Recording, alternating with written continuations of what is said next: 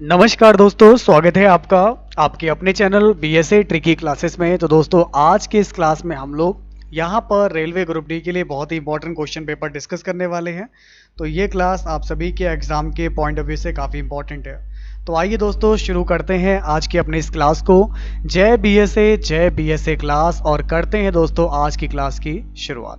तो आज हम लोग यहाँ पर रेलवे ग्रुप डी के लिए काफ़ी इंपॉर्टेंट क्वेश्चन लेकर आए हैं दोस्तों, यहाँ पर जीके के, साइंस के, मैथ के, रीजनिंग के। तो आइए देखते हैं आज का सबसे पहला सवाल। तो पहला क्वेश्चन आपको क्या दिया गया है। यदि किसी कोड के मुताबिक बुक इज बिग को लिखते हैं 756, बिग इज स्टोरी को लिखते हैं 764, स्टोरी बुक इज इंटरेस्टिंग को लिखते हैं 4356, तो इंटरेस्टिंग का कोड क्या होगा, ध्यान दीजिए। तो प्यारे साथियों, अगर इस क्वेश्चन की बात करेंगे, यहां पर आपको दे रखा है बुक इज बिग, यहां दे रखा है बिग इज, तो बिग और एज 75676, तो बिग एज का कोड हो गया 7676। इसका मतलब बुक का कोड हो गया 5, बुक का कोड हो गया 5 और स्टोरी का कोड हो गया 4। बाकी जो एज दे रखा है ये 7 और 6 में से कोई एक हो सकता है। तो इंटरेस्टिंग का कोड क्या होगा?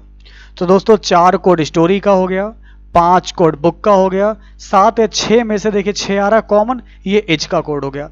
तो आपको मेरे प्यारे साथियों इंटरेस्टिंग का कोड बताना है। तो इंटरेस्टिंग का दोस्तों कोड क्या हो जाएगा? इंटरेस्टिंग का कोड हो जाएगा 3। ठीक है, तो अगर आपका आंसर 3 आ रहा है, बिल्कुल करेक्ट है।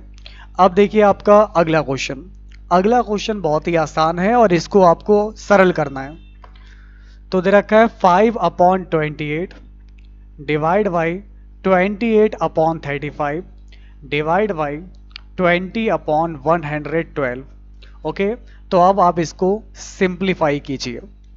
देखिए दोस्तों, डिवाइड का साइन होता है और अगर मल्टीप्लाई का साइन लगाते हैं तो वैल्यू इंटरचेंज हो जाती है, अंश हर बन जाता है और हर अंश बन जाता है। देखिए 5/28 मल्टीप्लाई 35 ऊपर 28 नीचे लिख दिया, 35 ऊपर और 28 नीचे। सेम यहां पर भी दोस्तों 112 ऊपर 20 नीचे। सॉल्व कीजिए आप लोग यहां से, 7 चौक 28, 7 पंजे 35।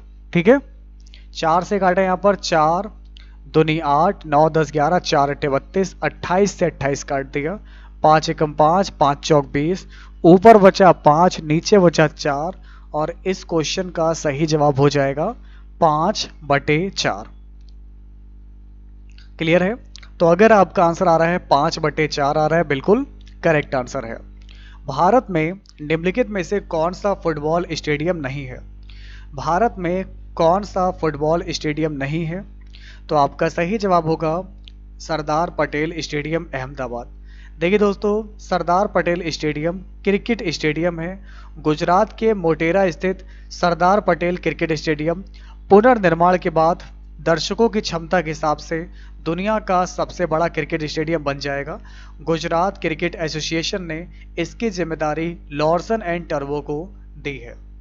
ठीक है, तो यहां पर आपका सही जवाब क्या दिया गया है? तो प्यारे साथियों, इसका राइट आंसर हो जाएगा यहां से ऑप्शन डी। क्लियर है? तो ये एक आपका क्रिकेट स्टेडियम है, ना कि फुटबॉल स्टेडियम। ठीक है, चलिए अगला प्रश्न आपके सामने है। एक वस्तु को 2% तथा 12% के लाभ में बेचने पर विक्रय मूल्य में 3 रुपए का अंतर है, तो दोनों विक्रय मूल्यों का अनुपात क्या होगा? बात समझ में आ रही है? On selling an article at a profit of 2% and 12%, there is a difference of 3 rupees in the selling price, then the ratio of both the selling prices is A, B, C या फिर D। भाई पहली वाली जो वस्तु है उस पर आप 2% का लाभ ले रहे हो, अनुपात उसी चीज पर आप 12% का लाभ ले रहे हो। तो इस प्रकार ये दोनों लाभ के साथ मैंने वैल्यू लिख रखी है। अब हमें दोनों के सेलिंग प्राइस का अनुपात ज्ञात करना है। ये है सेलिंग प्राइस 1, ये है सेलिंग प्राइस 2 और इन दोनों का अनुपात कितना हो जाएगा? 2 पंजे 10, 2 एकम 2, 2 पंजे 10, 2 छंग 12, दोनों का अनुपात हो जाएगा दोस्तों 51/56। ठीक है, तो अगर आपका आंसर आ रहा है 51/56 आ रहा है, बिल्कुल आपका आंसर करेक्ट होगा। आइए दोस्तों बढ़ते हैं आगे।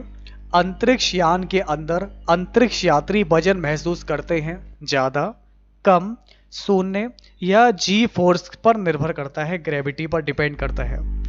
देखिए, अंतरिक्ष यान कई रॉकेटों को जोड़कर बनाया जाता है। ठीक है, अंतरिक्ष यान जो होता है आपका स्पेस क्राफ्ट, ये कई सारे रॉकेट को जोड़कर बनाया जाता है। अर्थात अंतरिक्ष यान में कई चरणीय रॉकेट होते हैं। निचले चरण के रॉकेट अपने कार्य को करके नीचे गिरते हैं, किंतु पेलोड पृथ्वी की कक्षा में रह जाते हैं। भारत का प्रथम अंतरिक्ष यान था आपका SLV-3। ये 4 ठोस नोदक रॉकेट से मिलकर बना था।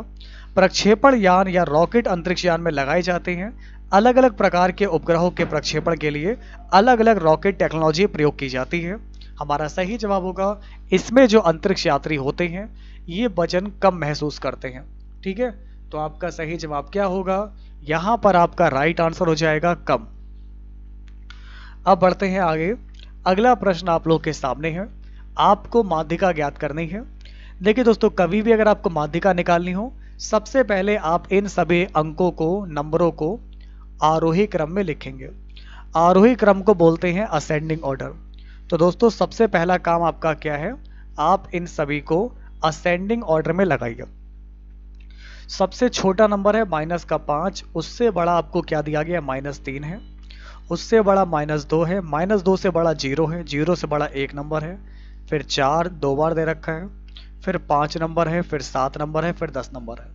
ठीक है, तो 1 2 3 4 5 6 7 8 9 10, 1 2 3 4 5 6 7 8 9 10, यानी n का मान 10 दे रखा है जो कि सम है, और हमें निकालनी है माध्यिका। तो दोस्तों, माध्यिका बराबर क्या होता है? बीच वाले पदों का योगफल बटे 2।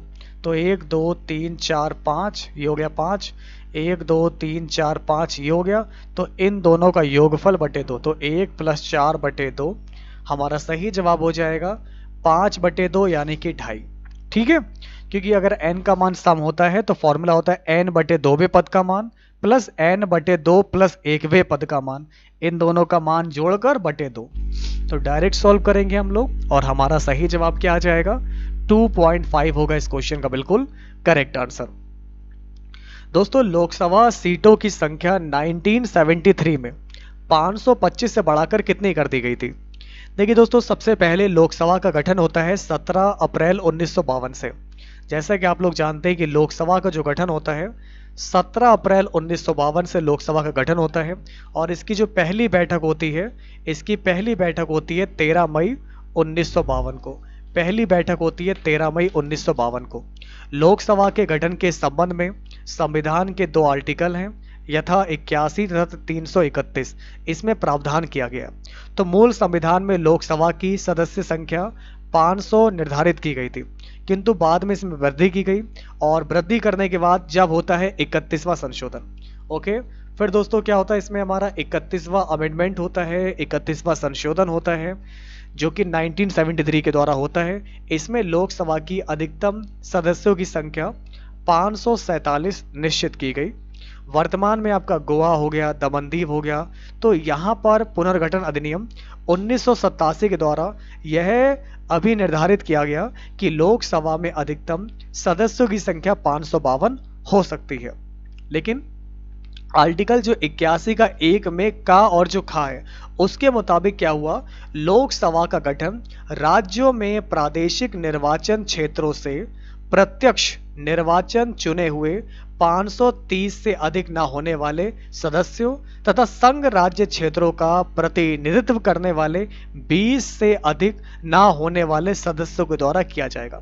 तो इस प्रकार दोस्तों ये बात निकल के आई कि लोकसभा में भारत की जनसंख्या के द्वारा निर्वाचित 550 मेंबर हो सकते हैं, और आर्टिकल 331 में बताया गया यदि राष्ट्रपति की राय में लोकसभा में आंग्ल भारतीय समुदाय को पर्याप्त प्रतिनिधित्व ना मिला तो वह आंग्ल भारतीय समुदाय के 2 व्यक्तियों का लोकसभा के लिए नाम निर्देशित कर सकते हैं। इसको फिलहाल हटा दिया गया है। तो इसमें फिर बाद में बताया गया कि अधिकतम सदस्यों की संख्या जो है 552 हो सकती है। मतलब कहने का ये है कि 530 ये राज्यों के प्रतिनिधित्व करेंगे, 20 मेंबर जो होंगे आप लोग के ये केंद्र शासित प्रदेशों से प्रतिनिधित्व करेंगे, और अगर राष्ट्रपति को महसूस होता है तो राष्ट्रपति 2 आंगल यानी कि 2 एंग्लो इंडियन को यहाँ पर चुनकर बैठा सकता है।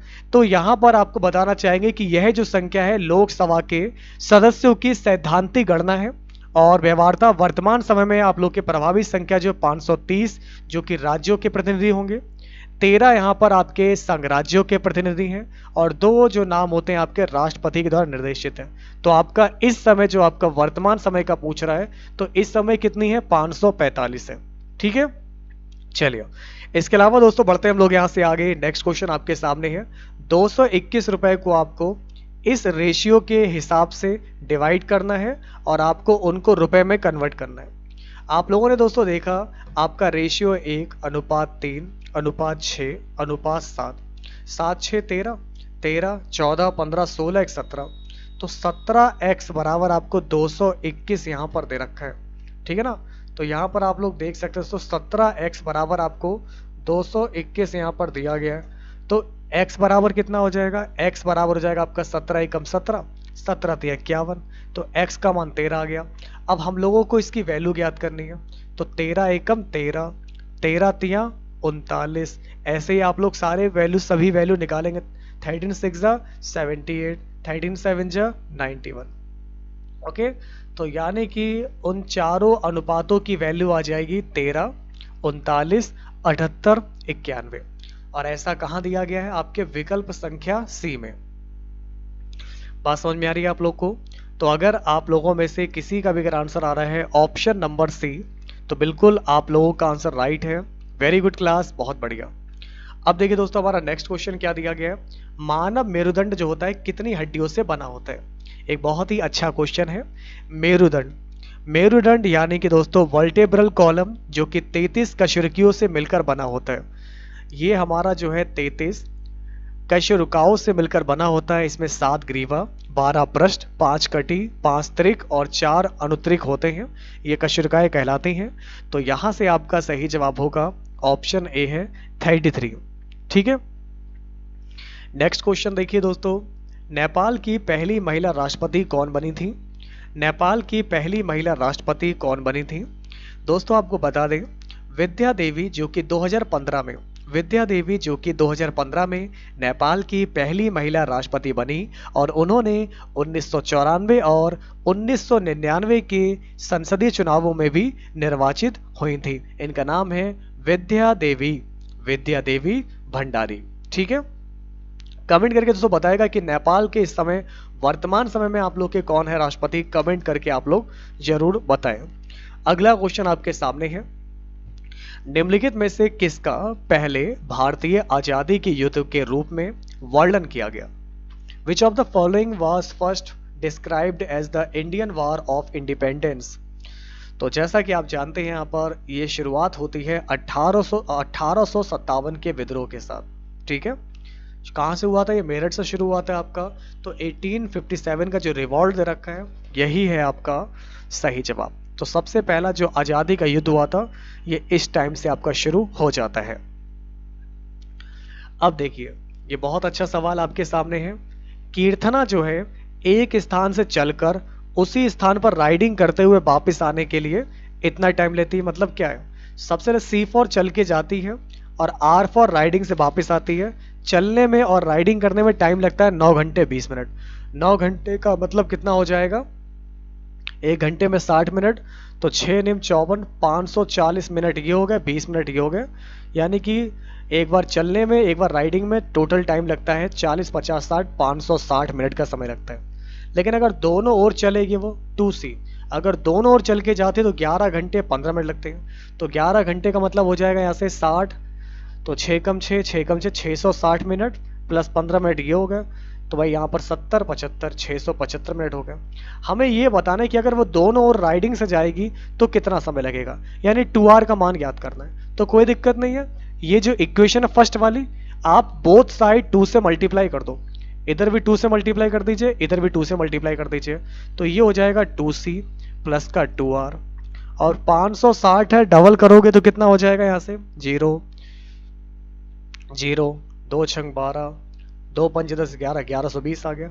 अब 2C का मान कितना है, 675 है। हमें 2R का मान ज्ञात करना है क्योंकि दोनों राइडिंग का पूछा है। तो 2R का मान होगा 1120 माइनस का 675, माइनस करिए, 10 में से 5 गया 5, यहाँ बचेगा 11, 11 में से 7 जाएगा, 7 4 11, 4 बचेगा। यहाँ बची 10 में से 6 गया तो कितना बचेगा आप लोग का, 4 बचेगा। तो ये आ गया 445, ठीक है। तो यहाँ पर 2R आप लोग का कितना आ गया, 445 मिनट आ गया। इसको आप लोग घंटे में कन्वर्ट कर लीजिए तो कितना हो जाएगा। सभी लोग यहाँ पर बिल्कुल ध्यान से देखिए।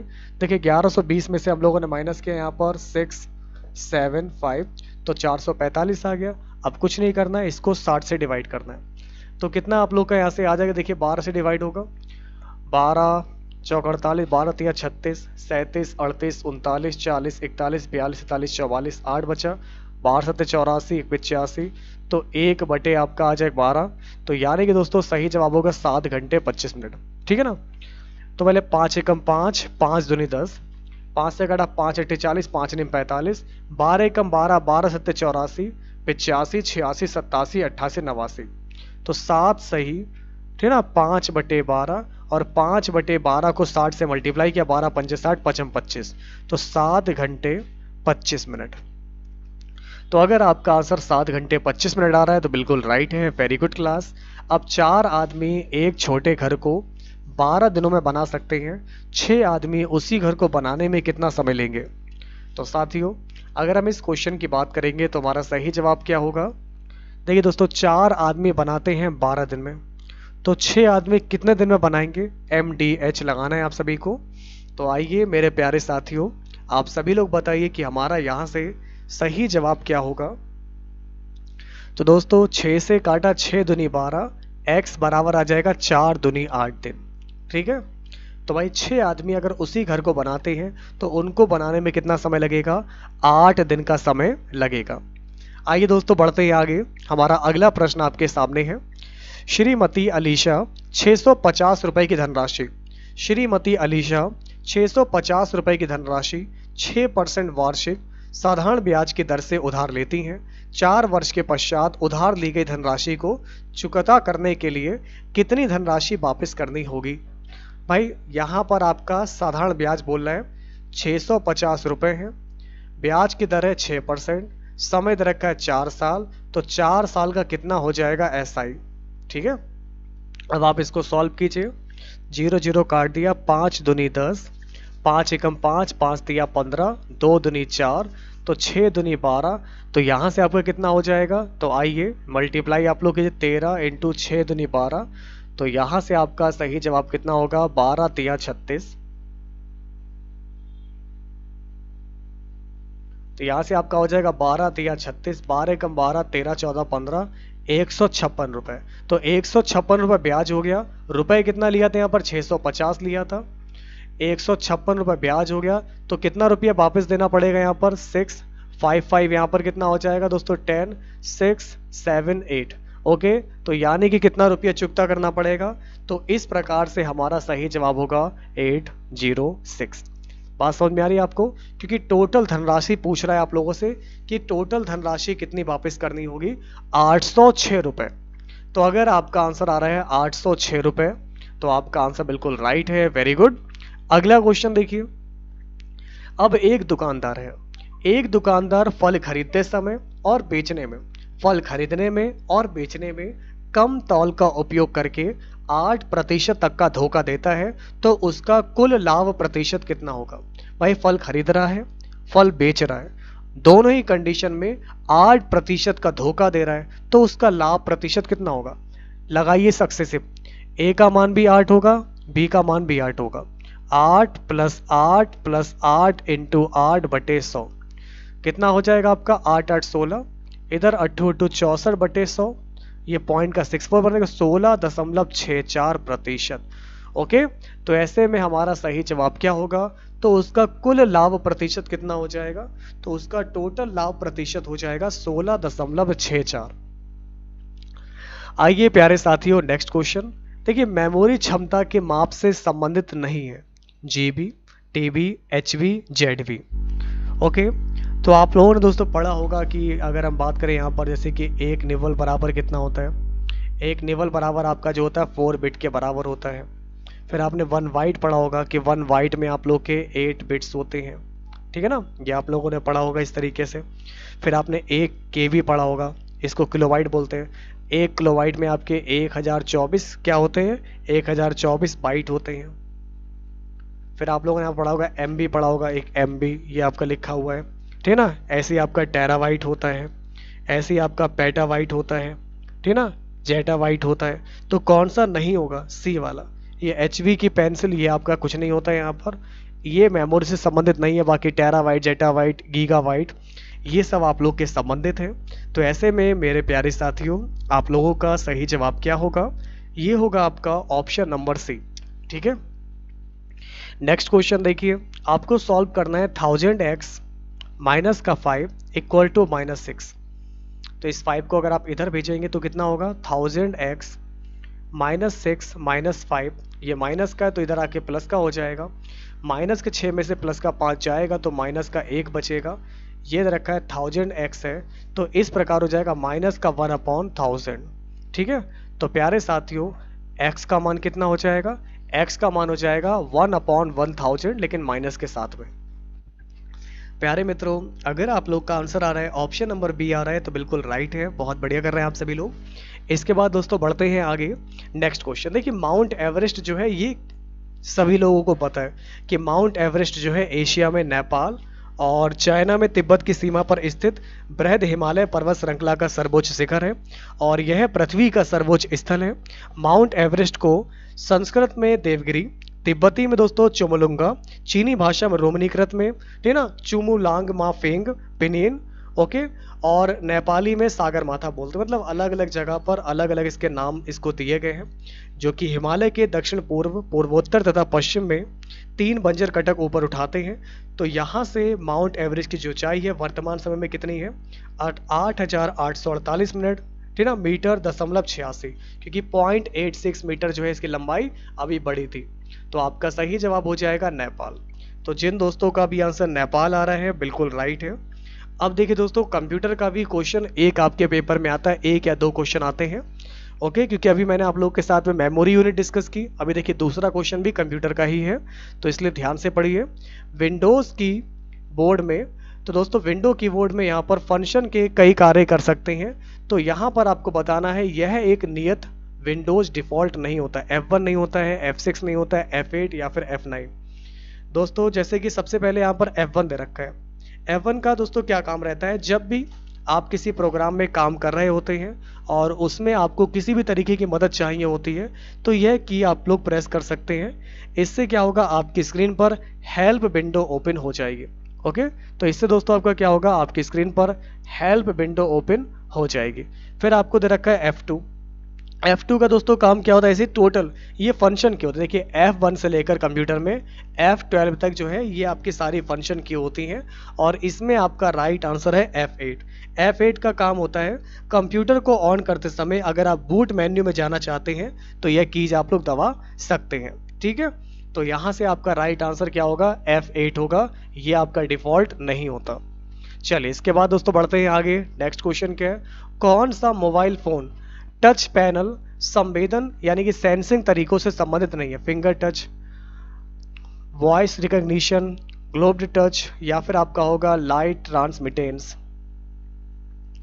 तो आपका करेक्ट आंसर देखिए बात कर रहा है यहाँ पर सेंसिंग की, टच पैनल सेंसिंग की। तो टच पैनल सेंसिंग में देखिए फिंगर टच हो सकता है, ग्लोब टच हो सकता है या लाइट ट्रांसमिट हो सकता है। इन सभी में जो है टच करना पड़ेगा, छूना पड़ेगा। लेकिन यहाँ पर ये जो आपको दे रखा वॉइस रिकॉग्निशन, ये केवल बोल के ही काम कर देगा, इसके लिए छूने की आवश्यकता नहीं है। तो वॉइस रिकॉग्निशन एक कंप्यूटर सॉफ्टवेयर प्रोग्राम या हार्डवेयर डिवाइस है जिसमें मानव की आवाज़ को डिकोड करने की क्षमता होती है। वॉइस रिकॉग्निशन का उपयोग आमतौर पर किसी डिवाइस को संचालित करने, कमांड करने या कीबोर्ड माउस का उपयोग किए बिना लिखने या किसी बटन को दबाने के लिए किया जाता है। वॉइस रिकॉग्निशन किसी व्यक्ति की वॉइस बायोमेट्रिक्स का मूल्यांकन करता है, जैसे कि उनकी आवाज़ की आवृत्ति और प्रवाह और उनका उच्चारण, ठीक है ना। वॉइस रिकॉग्निशन को स्पीकर रिकॉग्निशन के रूप में भी जाना जाता है। तो ऐसे में आपका राइट आंसर हो जाएगा ऑप्शन बी। नेक्स्ट क्वेश्चन क्या दिया गया आपको, देखिए दोस्तों, ओ का कोड आपको दे रखा है 15। अब आपको पता होगा इजॉटी में दोस्तों क्या होता है। इजॉटी में आपका ओ 15 पर आता है, जैसे ई आपका 5 नंबर पे आता है, जे आता है 10 नंबर पे, टी आता है 20 नंबर पे, ये आपका 25 नंबर पे। तो ओ का कोड 15 है। ऐसे स्टार का दे रखा है 58। तो एस किस नंबर पे आता है आपका? O P Q R S T. तो एस आपका 19 पर आता है, टी आपका 20 नंबर पे आता है, ए 1 नंबर पे, आर एस टी तो आर आपका 18 पर आता है। इन सबको आपने यहाँ पर जोड़ा, यहाँ पर 19, ठीक ना, और एक 20, 20 40 50 और 8 58 हो गया। तो इन सबको जोड़ा 58 हो गया। अब ऐसे ही आप लोग को कैमल का कोड निकालना है। तो सी आपका आ रहा है 3 नंबर पे आ रहा है, ए आपका 1 नंबर पे आ रहा है, एम आप लोग का जो है किस नंबर पे आ रहा है, ठीक ना, जे के एल एम एन ओ, तो एम मेरा 13 हो गया, ई आ रहा है 5 नंबर पे, एल जे के एल ये 12 नंबर हो गया। तो इन सबको आप जोड़िए तो कितना हो जाएगा आपका? 3 1 13 5 12, 3 1 13 5 12, तो ये हमारा हो जाएगा 12, 12 5 17 20 30 33 और एक 34। तो इसको जब हमने ऐड किया तो हमारा यहाँ पर करेक्ट आंसर हो जाएगा 34। तो भाई कैमल का कोड क्या हो जाएगा? कैमल का कोड हमारा होगा 34 होगा। तो मेरे जिन प्यारे दोस्तों का आंसर आ रहा है 34, बिल्कुल आप सभी लोगों ने सही जवाब दिया है। वेरी गुड, बहुत बढ़िया। आइए दोस्तों बढ़ते हैं आगे। नेक्स्ट क्वेश्चन देखिए दोस्तों, निम्नलिखित में से कौन सा खाद के लिए सहायक रूप में नहीं माना जाता? खाद के लिए सहायक रूप में नहीं माना जाता। आपका सही जवाब होगा मछली की हड्डियां। बाकी आपके जो टी बैग आते हैं, लकड़ी का बुरादा आता है और जो अंडे का बाहरी आवरण होता है, तो ये तो खाद के रूप में सहायक मान लिए जाते हैं, लेकिन मछली की हड्डियां नहीं होगा। अब आपको बताना इसकी वैल्यू देखिए दोस्तों, 2.31 इंटू 0.34। तो यहाँ पर आपका इसका मल्टीपल क्या होगा? पॉइंट हटाएंगे दोस्तों, नीचे आपका यहाँ पर कितना आ जाएगा? 100। यहाँ पर भी आपका 100 आ जाएगा। अब आप मल्टीप्लाई कीजिए उससे, यहाँ पर 231 की 34 से, और नीचे आपका कितना आ गया? 1 2 3 4 0 आ गया। 231 की 34 से अगर आप मल्टीप्लाई करेंगे तो ये आपका आ जाएगा 7854। नीचे आपको दे रखा है 1 2 3 4। अभी नीचे 4 है ना, 0, तो 4 अंक के बाद पॉइंट लगा दो, 1 2 3 4। सही जवाब होगा 0.7854। ओके, तो ऐसे में हमारा सही जवाब क्या होगा? ये होगा 0.7854। यानी कि जिन दोस्तों का भी आंसर बी आया है बिल्कुल करेक्ट आंसर है। 2015 में नेपाल के प्रधानमंत्री के रूप में किसको निर्वाचित किया गया था? तो यहाँ पर आपका सही जवाब होगा केपी शर्मा ओली जी। ठीक है, तो बिल्कुल आप सभी लोग यहाँ पर ध्यान दीजिएगा, बहुत ही इंपॉर्टेंट क्वेश्चन आप लोग के सामने आपको दिया गया है। ओके, 2015 में दोस्तों कौन बनाए गए थे? तो ये बनाए गए थे केपी शर्मा ओली जी। और मैंने आज आपसे पूछा था कि भाई वर्तमान समय में कौन है? हमारे शेर बहादुर देववा जी हैं। तो दोस्तों नोट कर लीजिएगा दोस्तों, इन प्रेजेंट 2021 से कौन है आपके नेपाल के प्राइम मिनिस्टर? तो नेपाल के जो प्राइम मिनिस्टर हैं आपके, ये हैं शेर बहादुर देववा जी।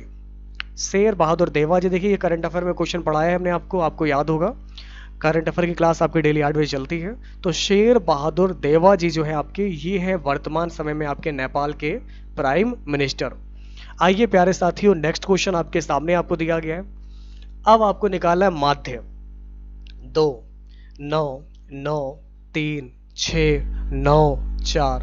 तो इस प्रकार इसका माध्य क्या होगा, ये आप सभी लोग मेरे प्यारे मित्रों बताइए। यहाँ पर आपका करेक्ट आंसर क्या होगा?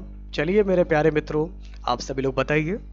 देखिए दोस्तों, माध्य का निकालने का तरीका वही है, पहले 2 लिखा, 3 लिखा, फिर इससे बड़ा क्या आपका 4 है, फिर आपका 6 है, फिर आपका 999 है, 999, 1 2 3 4 5 6 7, 1 2 3 4 5 6 7। तो भाई n का मान कितना आ रहा है दोस्तों? यहाँ पर ध्यान दीजिएगा 7 आ रहा है, 7 है, यानी कि बीच वाला ही आंसर होगा। 3 इधर 3 इधर, तो इसके माध्यिका क्या हो जाएगी यहाँ पर दोस्तों? इसकी माध्यिका हो जाएगी 6। बात समझ में आ रही है आपको? तो प्यारे साथियों यहाँ से हमारी माध्यिका कितनी हो जाएगी? माध्यिका हो जाएगी हमारी डायरेक्ट 6। ओके, आइए दोस्तों अब बढ़ते हैं आगे। हमारा नेक्स्ट क्वेश्चन है आप लोग के सामने, कालिंदी नदी का दूसरा नाम क्या है? प्यारे मित्रों, कालिंदी नदी का दूसरा नाम क्या है? तो भारत की सर्वाधिक पवित्र और प्राचीन नदियों में यमुना की गणना जो है गंगा नदी के रूप में की जाती है। ऐसे में कालिंदी नदी का दूसरा नाम है यमुना। ठीक है, तो आपका सही जवाब क्या होगा? यमुना होगा इस क्वेश्चन का परफेक्ट आंसर। दोस्तों नेक्स्ट क्वेश्चन आपके सामने है, बोरासिलिकेट ग्लास, बोरासिलिकेट्स ग्लास बर्तन का माइक्रोवेव ओवन में प्रयोग होता है, क्यों? दोस्तों जो माइक्रोवेव आते हैं, माइक्रोवेव ओवन, तो इसमें आपका बोरासिलिकेट ग्लास का यूज करते हैं, क्यों करते हैं बताइए। हाँ, तो क्योंकि दोस्तों ये जो बोरासिलिकेट कांच होते हैं ये 700 से 800 डिग्री सेंटीग्रेड ताप से नीचे मुलायम नहीं पड़ता तथा इससे कार्य करने के लिए ऑक्सीजन प्राकृतिक गैस की ज्वाला की आवश्यकता होती है। इस कांच का प्रसार गुणांक जो होता है कम होता है और इसे बने उपकरण जो है ताप का अचानक परिवर्तन झेल सकते हैं। इसलिए गर्म करने पर प्रायोजन से बनाए जाने वाले उपकरण इस कांच से बनाए जाते हैं। बोरासिलिकेट कांच से बना उपकरण गर्म करने पर नहीं मुड़ता है, क्योंकि भाई इसका आप देख सकते हैं टेम्परेचर कितना है, 700 से 800 डिग्री सेंटीग्रेड ये झेल सकता है, उतने में खाना पक जाएगा। तो आपका सही जवाब क्या है दोस्तों? क्योंकि इसका रीजन ये है, ये अत्यधिक गर्मी प्रतिरोध है। ओके ना, एक्सट्रीमली हीट रेजिस्टेंट। तो जिसका भी आंसर आ रहा है बी आ रहा है, बिल्कुल करेक्ट है। नेक्स्ट क्वेश्चन देखिए, दो संख्याओं का अनुपात मालूम है, उनका मासा मालूम है, लासा ज्ञात कीजिए। सिंपल सा क्वेश्चन है। हमने मान लिया संख्याएं दे रखी है 4x और 5x, मासा अगर 13 है तो इन दोनों में कॉमन नंबर है मेरा x जो कि 13 दे रखा है, यही तो मासा होता है, कॉमन नंबर 13। तो हमें एलसीएम निकालना है। एलसीएम कितना हो जाएगा आपका? 4 पंजे 20x, एलसीएम 20x है तो बस 20x का मान 13, तो आपका सही जवाब कितना होगा? 13 दूनी 26, 260 होगा आपका डायरेक्ट एलसीएम। क्लियर है? तो प्यारे मित्रों अगर हम इस क्वेश्चन की बात करें तो आपका सही जवाब क्या होगा? 260 होगा इस क्वेश्चन का करेक्ट आंसर। क्लियर है?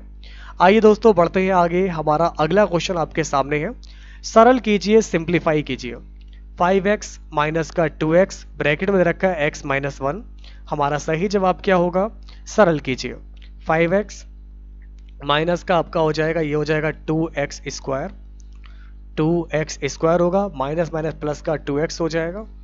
अब आप देख सकते हैं, देखिए 5 और 2 7x, 7x माइनस का 2x स्क्वायर, तो ऐसे में हमारा परफेक्ट आंसर क्या हो गया?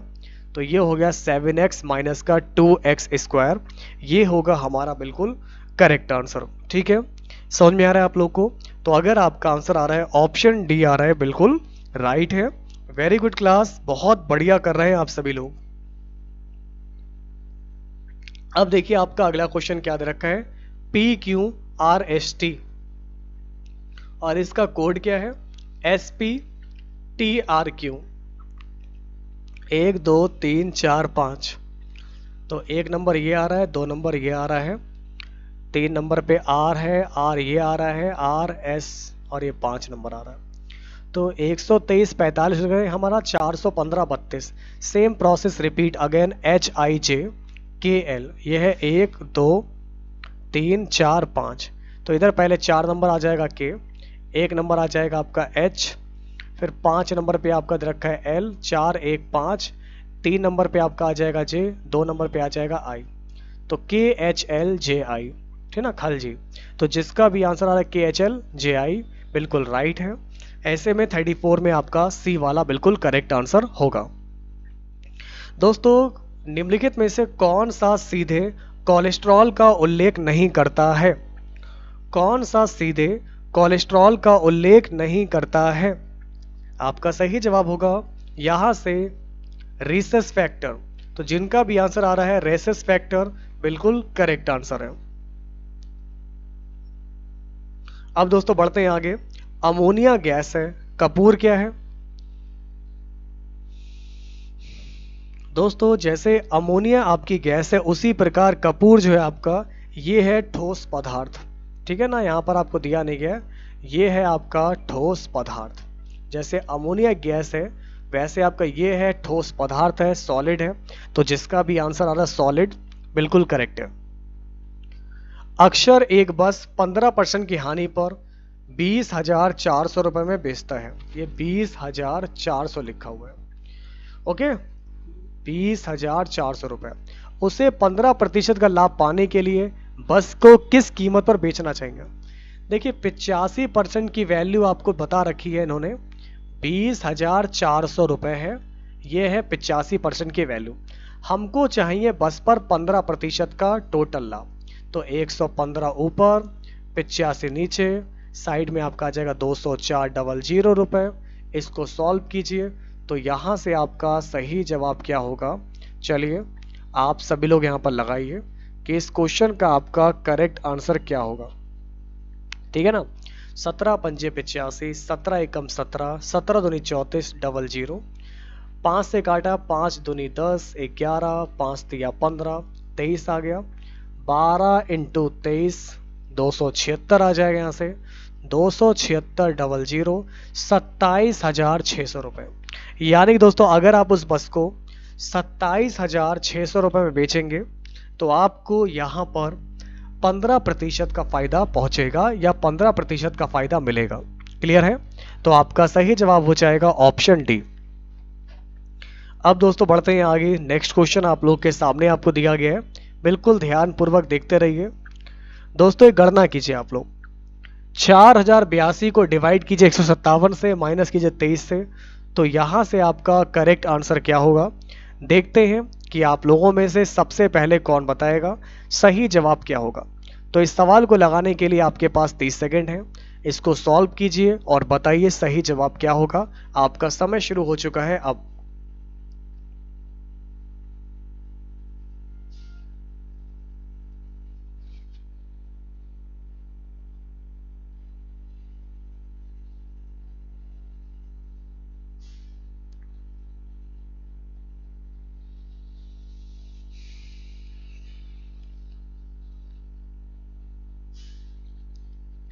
Okay time up. देखिए दोस्तों इस क्वेश्चन की बात करेंगे तो 4082 और इसको हम डिवाइड करते हैं 157 से, माइनस का आपको दे रखा है 23।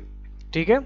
सबसे पहले आप लोगों ने क्या किया, 157 को 4082 से डिवाइड किया तो ये आ जाएगा 26, इधर बचेगा 23, 26 में से 23 जाएगा तो हमारा कितना आ जाएगा। तो इस प्रकार हमारा सही जवाब होगा 3। तो अगर दोस्तों आपका आंसर 3 आया है तो बिल्कुल राइट है। अब दोस्तों बढ़ते हैं आगे। अगला क्वेश्चन आप लोग के सामने आपको दिया गया है, इसको बताइए। दोस्तों आपको विषम चुनना है, कोकीन, कैफीन, निकोटीन, हेरोइन। तो साथियों जैसा कि आप सभी लोगों को पता है यहाँ पर हमारा सही जवाब क्या होगा। कोकीन, कैफीन, निकोटीन और हेरोइन क्या है दोस्तों। देखिए दोस्तों कैफीन को छोड़कर बाकी सभी नशीले पदार्थ हैं, जबकि कैफीन एक मनोचिकित्सक दवा है। इसकी कुछ मात्रा कॉफ़ी, चाय और चॉकलेट में पाई जाती है। ठीक है ना। तो यहाँ पर आपका सही जवाब होगा कैफीन। कैफीन सबसे अलग है, बाकी कोकीन, निकोटीन और हेरोइन ये सब क्या है दोस्तों, ये सब आपके नशीले पदार्थ हैं, मादक पदार्थ हैं, नशीले पदार्थ हैं। तो यहाँ से हमारा कैफीन होगा इसका करेक्ट आंसर, जो कि सबसे अलग है। And today's this is the last question of this class. The nation wide campaign operation smile is related to. क्या आप जानते हैं दोस्तों कि ऑपरेशन स्माइल का संबंध जो है एक अभियान था, देशव्यापी अभियान था जिसका नाम रखा गया था ऑपरेशन स्माइल। ऑपरेशन स्माइल से संबंधित है, किस से संबंधित है बताइए। दोस्तों आपको बता दें ऑपरेशन स्माइल की शुरुआत दिल्ली से सटे गाजियाबाद के पूर्व एसएसपी धर्मेंद्र सिंह जी ने की थी। इस ऑपरेशन के जरिए देश भर में करीब 32,000 से भी ज्यादा गुमशुदा बच्चों को ढूंढा जा चुका है। सितंबर 2014 में इस ऑपरेशन की नींव रखी गई, जब तत्कालीन एसएसपी धर्मेंद्र सिंह की अगुवाई में गाजियाबाद पुलिस ने 51 बच्चों को बाल मजदूरी के चंगुल से बाहर निकाला था। ऑपरेशन स्माइल, ठीक है ना, जिसमें तकनीक की मदद से गाजियाबाद की पुलिस ने अपने शहर से लापता हुए बच्चों को ढूंढ निकालने का काम शुरू किया। सबसे पहले बच्चों की तस्वीरों को बेहतर क्वालिटी में निकाला गया ताकि पहचान करने में दिक्कत ना पेश आए। इसके बाद इन तस्वीरों को बच्चों के पूरे विवरण के साथ देश भर के एनजीओ और राज्य आयोगों में भेजा गया। जानकारी हासिल होने पर बच्चों का पता लगाने के बाद पुलिस अपने स्मार्टफोन, व्हाट्सएप, वीडियो चैटिंग और अन्य लोकप्रिय ऐप के जरिए वह परिवार को बच्चे की पहचान करने के लिए कहते हैं, जैसे व्हाट्सएप पर तस्वीर खींचकर बच्चे के लिए परिवार के पास भेजी जाती है। ओके, तो आपको पता होगा कई बार वीडियो चैटिंग के जरिए बच्चे और परिवार की बातचीत भी इसमें करवाई जाती है। तो ये पूरी प्रोसेस है यहाँ पर। तो इसको शुरू किया गया था, आपका दिल्ली से शुरुआत की गई थी, दिल्ली में जो सटा हुआ है गाजियाबाद। तो यहाँ पर इसकी शुरुआत की थी एसएसपी धर्मेंद्र सिंह जी ने। तो ऑपरेशन स्माइल की दोस्तों शुरुआत किसने की थी? इस प्रोजेक्ट की शुरुआत की थी एसएसपी धर्मेंद्र सिंह ने की थी, और ये जो है संबंधित है लापता बच्चों को ढूंढ निकालने से। तो इसका संबंध है मिसिंग चिल्ड्रन से। तो हमारा सही जवाब होगा लापता बच्चों से, इसका डायरेक्ट सीधा संबंध है। तो दोस्तों कैसे लगी क्लास? उम्मीद करता हूँ कि आज का सेशन आप सभी लोगों को बहुत पसंद आया होगा। तो अगर ये क्लास आपको पसंद आई हो तो वीडियो को लाइक कीजिएगा, क्लास को मिलकर शेयर कीजिएगा, मिलकर आप सभी लोग सपोर्ट कीजिएगा। मिलते हैं दोस्तों आप लोगों से आपकी अगली क्लास में। आप सभी लोग अपना ख्याल रखिएगा, फिर होगी मुलाकात आप लोगों से आपकी अगली क्लास में। तब तक के लिए नमस्कार, जय बीएसए क्लास, और आप सभी का तहे दिल से बहुत बहुत धन्यवाद, शुक्रिया। जय हिंद, वंदे मातरम।